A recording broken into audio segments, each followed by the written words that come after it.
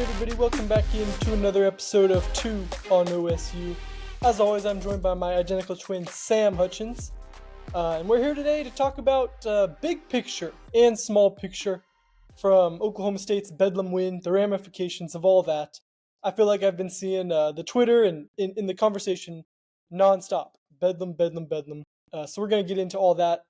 But first, we want to thank our sponsors who help do everything we do at 2 on OSU, and that's MidFirst Bank, Laserlight Skin Clinic, the National Cowboy and Western Heritage Museum, Oklahoma Ford Dealers, and Fire Lake Casino. Thank you for all of your support for this show, and we want to remind everyone to drive into your best in Oklahoma Ford dealers today for the best deals on Ford's full lineup of trucks and SUVs. Ford is the best in Oklahoma. Sam, are the Cowboys the best in Oklahoma? Well, that's what the video board said at Boone Pickens Stadium at the end of the field storming, and Oklahoma State certainly has a claim to that now. I know that it's kind of a tough task to break down the Bedlam win, Ben. I think the easiest way to do it is to split it into two parts. There's the win where you take off the helmet stickers and solely in terms of, hey, this is a big win for OSU's resume, and this is how it'll help them get to Arlington, blah, blah, blah. But then there's also the other undeniable part of the win where, yeah, for the team that has had a really rough record in Bedlam history that lasts over 100 years, the Cowboys got the last one. And that's a huge part of that too. So let's start there, Ben. What does this mean win to Oklahoma State? Not even in terms of record or Big 12 standings. What does it mean just from what Mike Gundy said and from what players told you postgame? I mean, my mind goes to the fans. I mean, you talked to him, Sam. You were down there in the student section during the game, at Theta Pond after the game. You got so many great anecdotes from those fans talking about what this game means to them. And I just think to the joy I saw on the field after the game, it was just unbridled. I mean, I don't think you can say that this game, it just means so much. I don't know if it means more than 2021. They felt kind of different. In 2021, OSU had playoff ramifications and all that. But this, I don't think the joy was as much tied up into potentially going to the college football playoff. I think this was pure joy at beating the rival for the last time. Yeah. It was a crazy post game for me, Ben. It was the first time I'd covered an Oklahoma State game and not talked to Mike Gundy afterwards, not gone to that press conference. I didn't even talk to players. What I did is I followed the goalpost out of the stadium. So, we had so much content, that sellout crowd, I wanted to do a little bit of a different story. And yeah, that's exactly right, Ben. I talked to fans who were crying. One fan told me it was the second best day of his life before his wedding. And then actually the funny story about that fan, he didn't even have tickets to the game. He and his wife, James and Jada Haycraft, they'd both run in the stadium with a minute left just because they wanted to be a part of it. So I talked to folks who were crying. It meant a lot. I talked to folks who were trash talking OU fans in the student section, and they were given the ultimate trump card of the Cowboys winning. So, I think that was the best word, Ben, was unbridled. I saw unbridled joy for Oklahoma State fans out on that field where, hey, even if you've only won 20 Bedlams, winning the last one counts for something that OU won't be able to get back. So it was a huge game just in terms of morale, I guess, for Oklahoma State, especially to imagine where the season started, where I couldn't have imagined a scene like that after leaving Boone Pickens Stadium against South Alabama. It's been an incredible turnaround that even if the Cowboys drop a game or two in this last quarter of the season and end up just making an okay bowl, this season, I think, to a certain extent, will always be viewed as a success for Oklahoma State because of what they did sending OU to the SEC. So I was really impressed by a Cowboy team that played well and took advantage of mistakes to win a huge game in Oklahoma State's history. Even Mike Gundy, I think, with his actions after the game, showed us how much it meant to him. Of course, in his pregame press conference, he kind of tried to downplay it, as any coach probably would. But after the game, Mike, he took a second to soak it in. He went over and thanked the students for their support. He didn't run off the field like he did in 2021. He was out there soaking it in for a moment.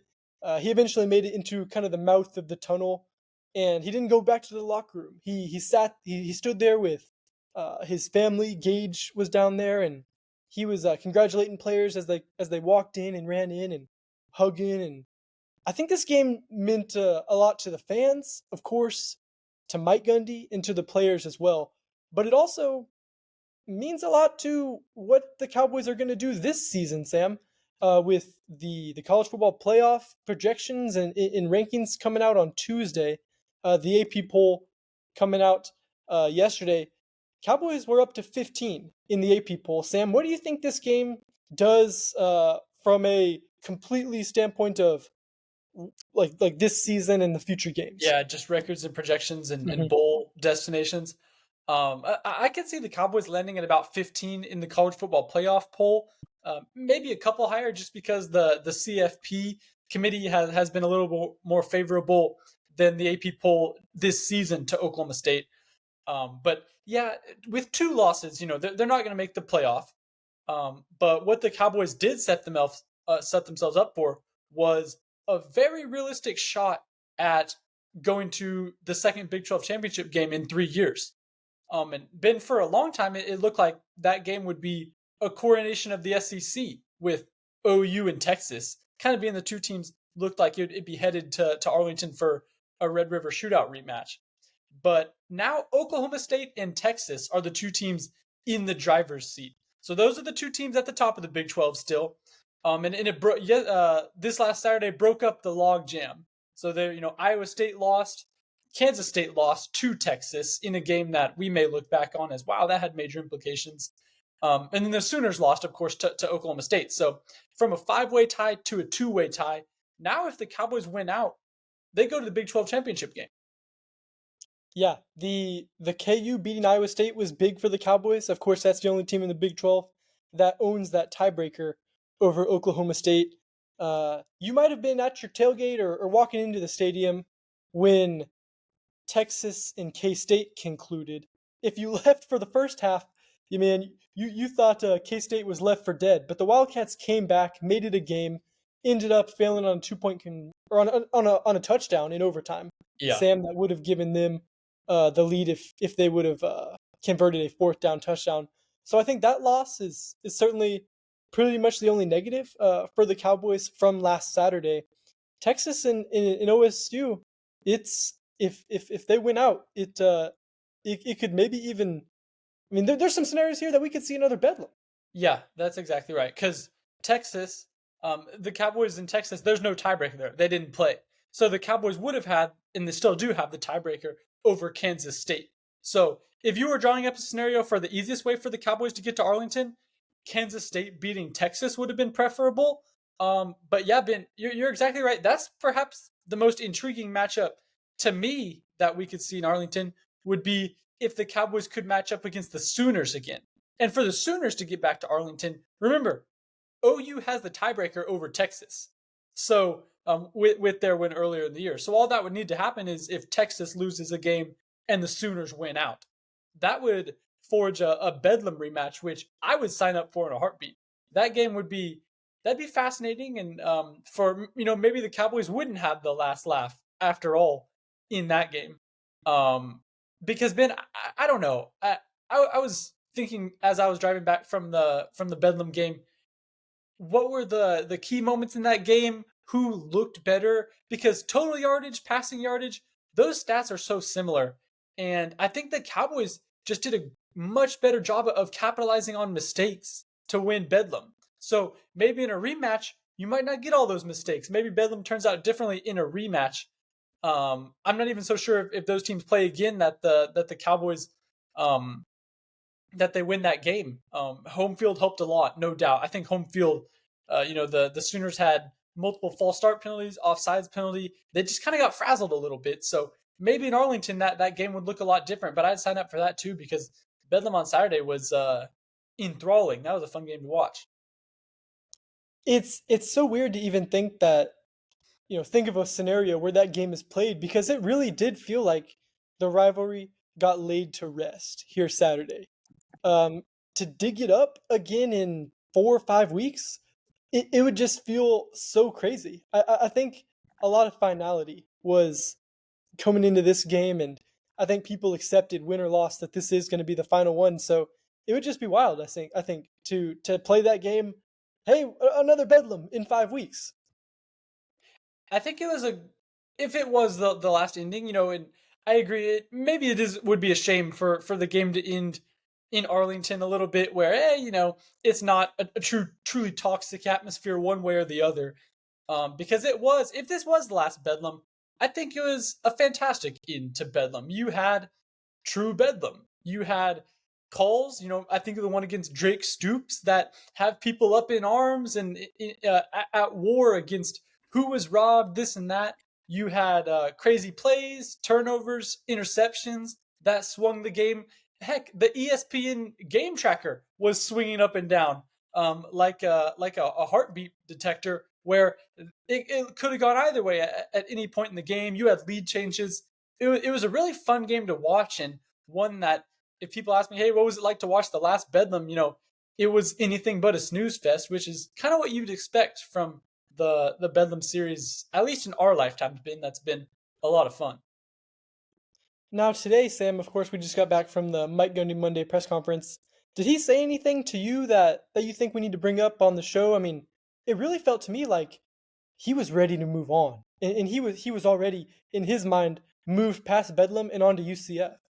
Yeah, I thought it was interesting. He said he talked to the coaches on Monday, and that Monday morning he went in and said, "Okay, we're done. I don't want to hear any more about Bedlam." And Gundy said, transparently enough, to his credit, he said, because I recognize, the magnitude of that game, it wasn't going to go away on its own. Some wins, if you're Oklahoma State, sure, they go away after 1 or 2 days anyway. But this win, the way it ended, the way that the goalposts were wrenched from the stadium and thrown into Theta Pond and then paraded around the strip, and I think they're in the police station now. This is the type of game that's not going to go away in 2 days, and could lead to the quote unquote hangover game. Going out to Orlando and maybe you lay an egg, and then all your hard earned work in Bedlam was for naught. So that's what Gundy's message to the team was. I would have put $100 that's what he was going to tell us is, hey, we're trying to move on from Bedlam. But I thought it was interesting what Gundy said about, hey, this game is not going to go away on its own. Coaches have to be the ones with the fire extinguisher a little bit, kind of saying, all right, let's move on. Playing an Orlando team that for the first time this year, but we'll get into that matchup later in the year. But the Cowboys have the most expectations on them now of any point in the season. Certainly since week 1, but even beyond that, this is the highest the Cowboys have been ranked all year. And it's like now is the first opportunity for OSU to lay an egg. That preparation, if they're poorly prepared, could happen. So that was absolutely the emphasis from the press conference. That's a really good point you bring up. This is, other than the Cincinnati game, this is the first time, on this big run the Cowboys have been on, that they've been the favorite. Right? They were like a 6-point dog against OU, underdogs against those Kansas teams. I mean, the Cowboys have really been playing with house money because there was nothing to play for, we thought, after that Iowa State and South Alabama losses. And then the Cowboys just kind of resurrect their season. And now the pressure's on them to beat a UCF team that's 1-5 in conference play in a stereotypical trap game. So it certainly is going to be important for the Cowboys to flush this one away and remember it. It'll be a fun win to remember for them after the season's over. But now Mike Gundy, certainly with the way he came out in this press conference, illustrates to me just how much he wants to move past this game. Yeah, the mentality bin shifts from, okay, buckle down, if we just focus on this game, like what Casey Dunn told you about, hey, he said after Iowa State, he told the team, hey, everything is still on the table. You just have to be perfect pretty much from here on out. And now that the Cowboys kind of have been perfect and are on this Big 12 winning streak, now you start to come to the other side of that tunnel. You see the light of it at the end and think, wow, OSU is very close to pulling off something pretty incredible and getting all the way to Arlington. So now is really the time to trip when you're in the spotlight a little bit if you're Oklahoma State. So I mean, and it starts with UCF. Like I said, we'll get into that later in the week, but on paper, the Cowboys should beat UCF, I think, pretty handily. The Knights have the second worst run defense in the country, right behind North Texas. That was a note handed out on the packet to media today. So, on paper, this game just sets up very differently, and really the rest of the season sets up very differently from the Bedlam game and what's behind the Cowboys, to where they were the underdogs in a lot of it. Yeah, we'll see how Oli Gordon can bounce back from getting shut down by the Sooners. I mean, he didn't even reach 200 yards. Yeah, it was weird. He felt a little shut down, and then you look up and say, "Oh wow, he had what 134 in two touchdowns." That was a little weird. Hey, that's another thing we should bring up. Gundy said today I think he said his words were, "There are too many people cheering for Oli Gordon right now," and he was kind of bringing that story up to use the example of, hey, like, it's really hard to hear your name chanted in the stadium and be told how great you are by so many people, and then work just as hard as you were when you were unknown. Work just as hard and prepare just as fervently for games. Was it Conor McGregor? Or I mean, I don't know if he stole it for anyone who said, the quote, "It's harder to wake up in the morning when you're on a bed of satin sheets, silk sheets," something like that. Ollie Gordon right now, he's living the king life in Stillwater a little bit. And I thought it was interesting what Gundy said about, hey, that's a little bit cause for concern, not because of anything Gordon's done, but because it's a little harder to wake up in the morning, to at 5 in the morning to hit the gym when you're sleeping on a bed of satin sheets. Yeah, he made it today 4 straight Big 12 Offensive Players of the Week. Back to back to back to back. And you heard the students, Sam. Ollie, Ollie. I mean, I haven't heard, that maybe since Chuba Hubbard.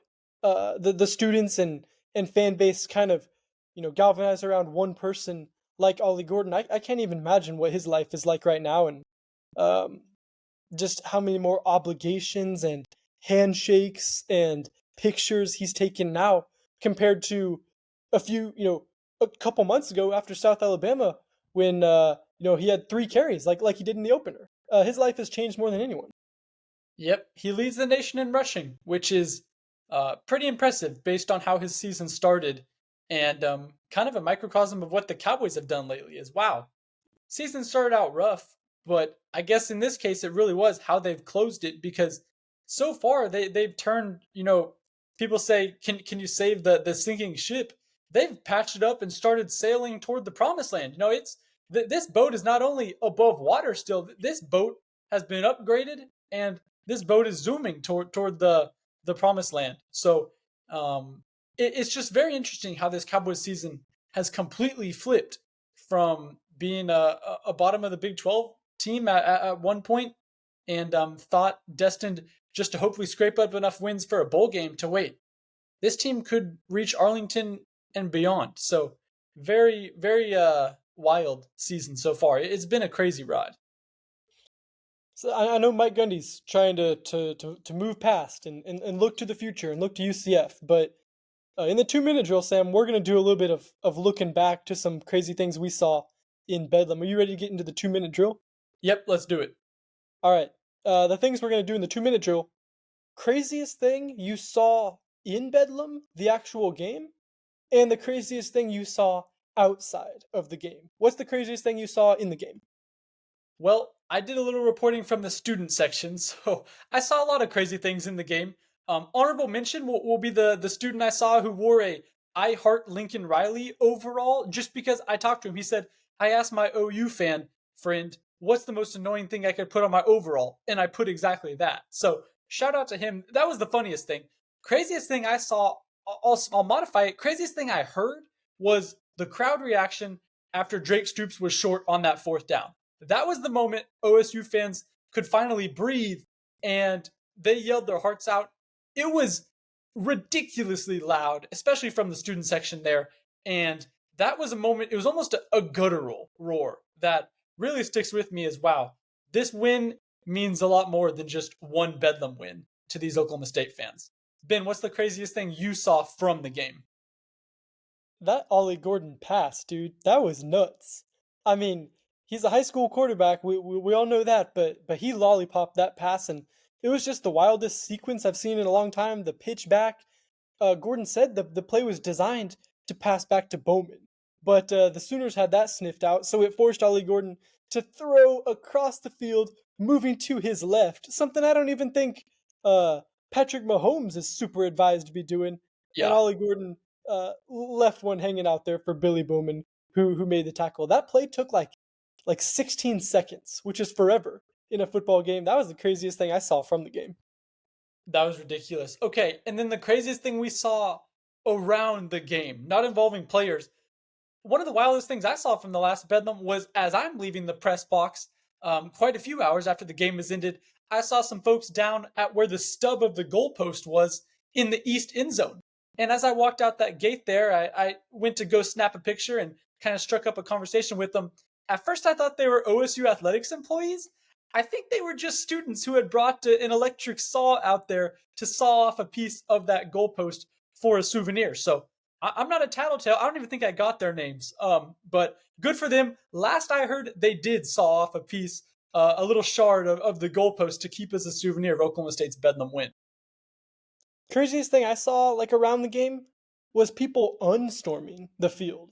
I didn't even know that was possible, but the way those students, you know, jumped down and got on the field, it created a logjam of people. And look, after the goalpost came down and the Taylor Swift and the Toby Keith were playing, after that was all over, people started to look for a way to get off, and the only way to leave the field was to go back up into the student section.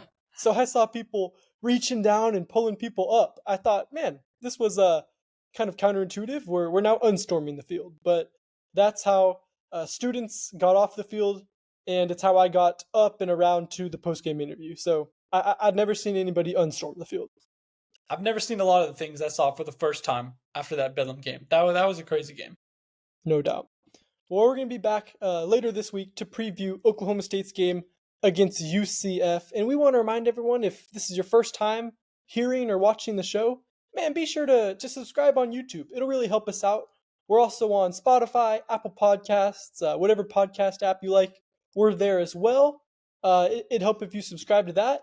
And if you like what you hear, leave a review. That would be just fantastic to help us and let us know what you want to hear on 2 on OSU. Until later this week, thanks for joining us.